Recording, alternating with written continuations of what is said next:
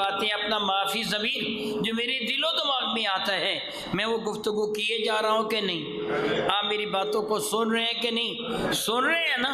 अल्हम्दुलिल्लाह ताला, अल्लाह ने हमें आँखें भी अता की हैं, कान भी अता फरमाए हैं, ज़ुबान भी गुफ्तगू के लिए अता फरमाया। कितने वो लोग हैं जो नाबीना हैं कि नहीं? कितने लोग हैं जो बहरे हैं, सुनते ही नहीं उनको?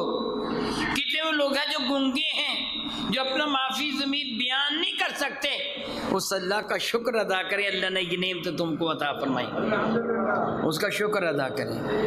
मैं जो अमूमन कहा करता हूँ, वो नमाज जिसके बाद नफल पढ़ने की इजाज़त है, वो 2 रकात नमाज नफल शुक्र नेमत में पढ़ा कीजिए।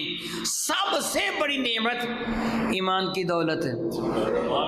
सबसे बड़ी नेमत करीम आका की गुलामी है। अल्हम्दुलिल्लाह, अपने नबी का गुलाम भी बना दिया।